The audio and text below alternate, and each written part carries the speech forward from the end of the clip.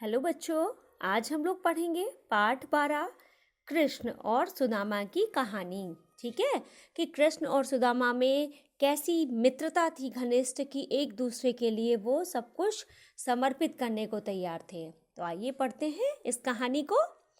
इस पाठ में क्या है, लेखक यह समझाना चाहते हैं कि सच्चे दोस्तों के बीच अमीरी गरीबी या ऊंच नीच की दीवार नहीं होती। वे दिल से मित्रता करते हैं। जैसे कि कृष्ण इतने महान थे कि उनका मित्र सुदामा अत्यंत गरीब था, फिर भी अपने मित्र के चरण वो स्वयं धोते हैं। चरण मीन्स क्या होता है? पैर। ठीक है, तो आइए हम लोग पढ़ेंगे इस कहानी में। बहुत समय पहले की बात है। ठीक है, तो उस समय क्या हुआ, कृष्ण और सुदामा एक ही गुरु के आश्रम में रहते थे और क्या होता था, दोनों साथ में पढ़ाई करते थे और बहुत अच्छे मित्र थे, एक दूसरे पे जान छिड़कते थे। शिक्षा पूरी होने पर दोनों अपने घर चले गए। कृष्ण द्वारिका के राजा बने, लेकिन सुदामा का जीवन गरीबी से भर गया। वह भगवान का भजन करते थे। एक दिन सुदामा की पत्नी ने सुदामा से कहा कि आप बार बार कहते हैं कि द्वारिका के राजा श्री कृष्ण आपके मित्र हैं। आप श्री कृष्ण के पास जाइए, वे जरूर आपकी मदद करेंगे। तो यह सुनकर फिर क्या हुआ, सुदामा जी मान गए।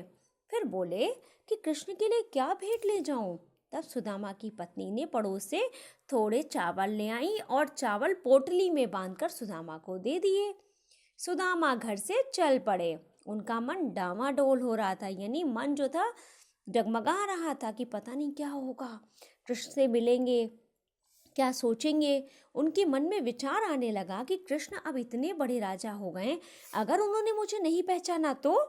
चलते चलते सुदामा द्वारिका जा पहुंचे और कृष्ण के महल के द्वार पर खड़े हो गए। तो द्वारपाल जो पहरेदार था उसने पूछा, आपको किससे मिलना है?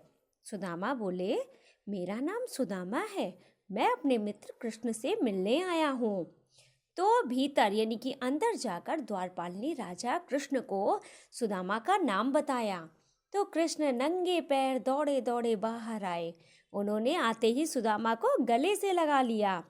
कृष्ण ने पानी लेकर अपने हाथों से सुदामा के पैर धोए, उन्हें अपने साथ सिंहासन पर बैठाया और फिर दोनों बचपन की यादें ताज़ा करके बातें करते रहे और हंसते रहे। इस तरीके से देखिए इनकी मित्रता को यहाँ दिखाया गया है। फिर अचानक कृष्ण ने पूछा, मित्र, भाभी ने मेरे लिए कोई भेंट नहीं भेजी है? तो सुदामा चावलों की पोटली देने में झिझक रहे थे। कृष्ण ने हाथ बढ़ाकर चावल की पोटली सुदामा से ले ली। कुछ दिन बाद राजमहल में रहने के बाद सुदामा अपने घर लौटने लगे और घर लौटते समय सोचते रहे, कृष्ण ने कुछ दिया तो नहीं मुझे, अब घर जाकर अपनी पत्नी से क्या कहूँगा, क्या जवाब दूंगा कि बदले में मेरे दोस्त ने क्या दिया है। लेकिन जब वो अपने गांव वापस पहुंचे तो चकित रह गए। जहां उनकी टूटी फूटी झोपड़ी थी ना, वहां अब महल खड़ा था। मन ही मन बोले, यह चमत्कार अवश्य कृष्ण ने ही किया है, वह वास्तव में मेरा सच्चा मित्र है। उन्होंने मुझ जैसे गरीब दोस्त का मान रखा। तो इस कहानी से क्या सीख मिलती है कि सच्ची मित्रता कोई भेदभाव नहीं मानती। तो बच्चों, आपको इस कहानी को पढ़ना है और समझना है। आइए पढ़ते हैं शब्दार्थ।